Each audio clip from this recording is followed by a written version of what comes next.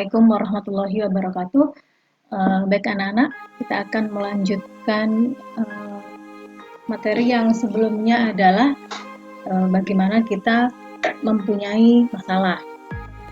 Dua, bagaimana kita mencari solusi dari penyelesaian sebuah masalah.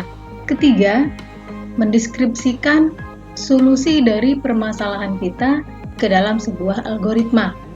Jadi solusinya harus rinci, step by step, apa yang harus kita lakukan dalam menyelesaikan sebuah masalah. Yang keempat adalah penyelesaian masalah yang berupa algoritma tersebut, kemudian kita masukkan ke dalam sebuah flowchart. Jadinya seperti ini, kita mempunyai masalah, lapar, kemudian solusi dari lapar tersebut adalah makan dan minum. Kemudian kita deskripsikan makan dan minum ini ke dalam sebuah algoritma makan dan minum. Bagaimana algoritma makan dan minum? Nah, kita rinci step by stepnya dari nomor 1 hingga nomor 13. Kita akan memasukkan algoritma makan dan minum ini ke dalam sebuah flowchart dari algoritma makan dan minum. Flowchart makan dan minum kita taruh di sisi sebelah kanan agar memudahkan kita membuatnya. Di materi sebelumnya, kita telah menjelaskan ada aplikasi tersendiri untuk membuat flowchart. Ada Drop.io, ada Visio, dan lainnya. Kemudian mengapa kita membuat flowchart makan dan minum ini menggunakan MS Office Word? Nah, ini ada hubungannya dengan KD berikutnya. KD berikutnya yaitu KD 3.3, yaitu pengolah kata. Pengolah kata ini kita menggunakan MS Office Word agar menjadi satu kesatuan, maka aplikasi kita menggunakan MS Word. Jadi di dalam MS Word ini kita tidak perlu membahas ulang apa itu MS Word. Jadi flowchart ini kita buat menggunakan MS Word karena pada KD 3.3 itu ada materi pengolah kata dan menggunakan aplikasi MS Word. Apakah bisa kita membuat flowchart menggunakan MS Word? Sangat bisa sekali. Gimana caranya? Yuk, ingat dalam pembuatan flowchart ini algoritma harus ada terlebih dahulu. Kita akan memasukkan satu persatu ke dalam bagian-bagian flowchart ini. Ada di mana simbol-simbol flowchart tersebut? Kita bisa ke insert, kemudian kita save. Nah, kita cari di sini yaitu flowchart. Nah, ini sudah ada macam-macam flowchart, kita akan masukkan di sini. Yang pertama adalah mulai. Mulai kita menggunakan simbol apa? Kita coba kita buka kembali materi yang sebelumnya. Nah, di sini ada ya, ada keterangan di sini. Nah, mulai atau start.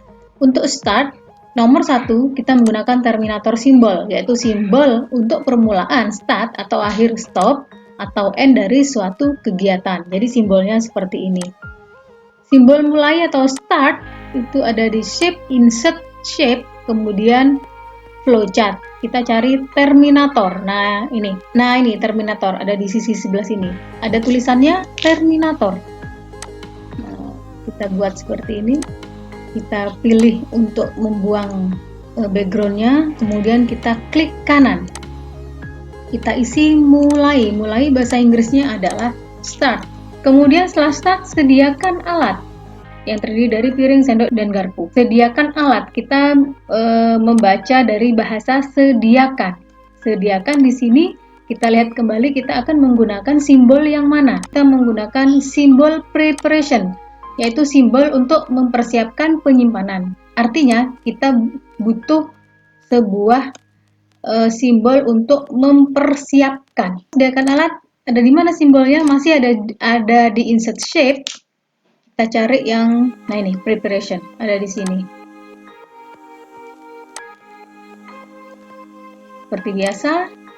Kemudian kita add tag, klik kanan add tag. Semuanya begitu. Kemudian isi dari simbol kedua ini apa? Kita tinggal copy paste dari sini.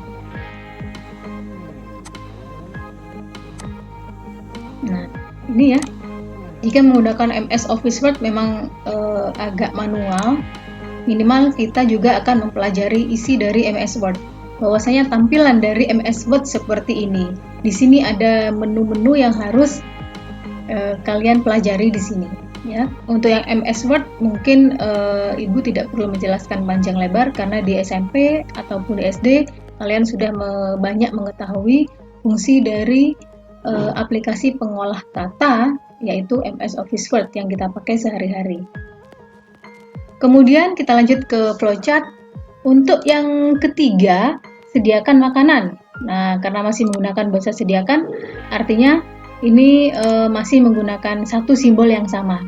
Kemudian bagaimana caranya agar memudahkan kita membuat simbol-simbol ini biar sama dengan yang di atas? Kita copy paste aja. Ctrl C, kemudian kita klik di sembarangin tempat, kemudian Ctrl V. Kita geser ke sini. Jangan lupa untuk tulisan-tulisan ini kita copy dari sini ya. Jadi misalkan di sini ada 13 algoritma, jadi di sini simbol-simbol flowchartnya juga ada 13. Tidak boleh lebih dan tidak boleh kurang dari banyaknya algoritma. Kemudian selanjutnya ambil piring, kita menggunakan simbol proses di sini.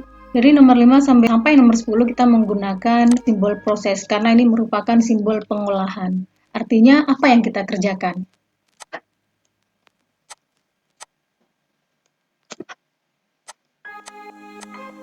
Perlu diperhatikan di sini, untuk ambil piring, ambil sendok, ambil garpu, bisa kita pisah seperti ini, bisa kita gabung seperti ini, karena prosesnya sama. Boleh dipisah dan boleh digabung seperti ini. Jadi misalkan ambil piring, ambil sendok, ambil garpu ini menjadi satu kesatuan, artinya algoritma ini menjadi 11. Jadi jika algoritma ini menjadi 11, maka simbol-simbol ini juga harus 11. Persis sesuai ketentuan algoritma, tidak boleh lebih, tidak boleh kurang. Di sini ada kondisi yang sama, yaitu ambil piring, ambil nasi taruh di atas piring, ambil sayur taruh di atas piring, ambil lauk taruh di atas piring. Karena ini kondisi yang sama, apakah boleh kita gabung menjadi satu? Boleh, ya. Jadi cara penulisannya sama seperti yang di atas, ambil nasi, sayur, kemudian lauk pauk taruh di atas piring.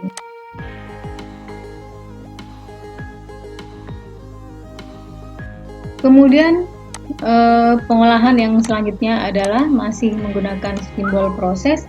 Poin ini yang paling penting karena ini adalah ujung dari solusi permasalahan kita. Permasalahan kita lapar, solusinya makan dan minum.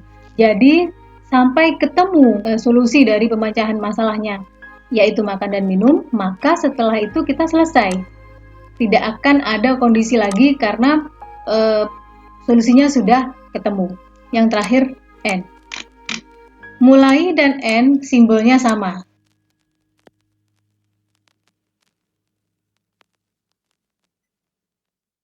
Kemudian sampai di sini belum selesai. Apa yang harus kita lakukan? Yang harus kita lakukan adalah perhatikan di antara simbol dan simbol ini masih terpisah. Terpisah itu nggak enak ya, jadi harus kita gabungkan terlebih dahulu. Antara simbol dan simbol ini harus kita gabungkan dengan sebuah simbol lagi, yaitu dengan apa? Dengan connecting line. Kita lihat materi yang sebelumnya, kita menggunakan flow direction symbol, yaitu simbol yang digunakan untuk menghubungkan antara simbol yang satu dengan simbol yang lain. Simbol ini bisa disebut juga dengan connecting line. Connecting line-nya seperti apa ini? Seperti anak panah itu aja.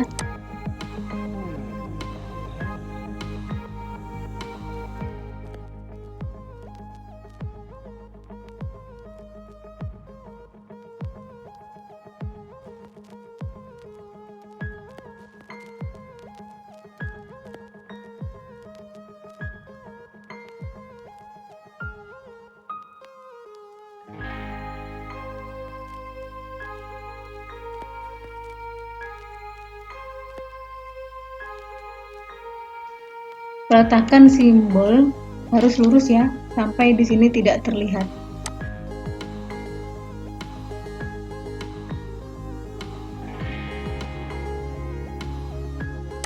Kita hitung kembali apakah flowchart ini sudah sesuai algoritma yang telah kita buat. Algoritma makan dan minum ada 9 item flowchart yang kita buat, yaitu dari algoritma kita masukkan ke dalam flowchart, kita hitung apakah jumlahnya juga 9, 1, 2, 3, 4, 5, 6, 7, 8, 9. Selesai ya anak-anak. Jangan lupa agar satu flowchart sudah selesai, kemudian bagaimana kalian mengumpulkan tugasnya. Tugas flowchart ini yang nanti yang akan kalian kumpulkan menggunakan MS Office Word. Kemudian satu contoh lagi untuk flowchart yang menggunakan tambahan satu kondisi, yaitu menggunakan decision. Kita contohkan di sini. Kita akan menambahkan satu kondisi lagi, yaitu di bawah makan dan minum ini ada satu pertanyaan, sebuah kondisi, yaitu di sini makan lagi. Makan lagi ini artinya setelah makan dan minum, di sini ada penambahan satu kondisi lagi, yaitu makan lagi. Apakah kita akan makan lagi atau tidak? Iya atau tidak? Iya atau tidak? Artinya jika kita makan, maka kondisi ini akan berulang ke makan, kemudian proses minum. Ada satu pertanyaan lagi, makan lagi. Jika kita makan, jika iya, maka kita kembali lagi sampai prosesnya selesai. Kita repeat, kita ulang sampai prosesnya selesai. Sampai minum, makan lagi. Jika iya, makan lagi. Kemudian minum lagi, makan lagi. Kemudian jika tidak, baru kita selesai. Jadi setelah makan, minum, makan lagi, ya, maka kita akan kembali ke sini, proses minum lagi. Pertanyaan lagi, kondisi lagi, makan lagi. Jika tidak, maka kita selesai. Di sini ada 11 algoritma ya. Kemudian kita penambahan untuk makan lagi, iya dan tidak, ada di sebelah mana? Nah, ada di sebelah sini. Sesuaikan algoritma berarti di bawah minum, berarti penambahannya di sini. Penambahannya ada di bawah makan dan minum. Apakah kita akan makan lagi atau tidak? Berarti ada di sini. Kita ke bawahkan dulu. Di bawah minum ini kita akan menggunakan simbol apa? Kita lihat pada materi sebelumnya, simbol decision, yaitu simbol pemilihan proses berdasarkan kondisi yang ada. Simbol pemilihan, kita akan memilih iya atau tidak. Jadi kita insert, kemudian shift, kita pilih simbol decision.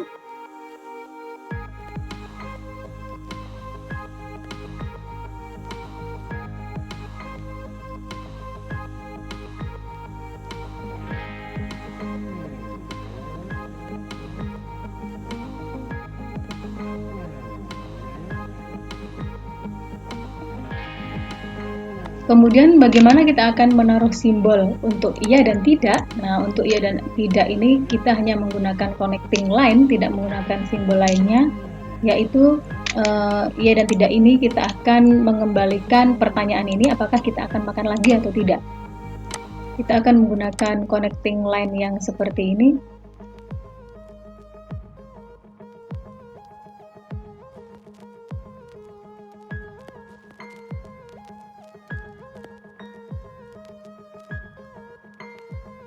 Kita akan makan lagi atau tidak. Kalau ini berbunyi ya, kita buang outline-nya juga agar hanya terlihat tulisannya saja. Jadi misalkan makan lagi, jika iya maka garis ini akan menuju ke makan. Kemudian jika tidak, jika kita tidak akan makan lagi, maka selesai, kita tidak akan menuju proses selanjutnya, tapi kita selesai. Jadi begitu, jika ada pertanyaan, kan tulis di komen, atau kita bisa lanjut di Moodle Permata Smakenda atau di grup WA. Oke, jangan lupa tetap semangat di masa pandemi COVID-19 ini. Wassalamualaikum warahmatullahi wabarakatuh.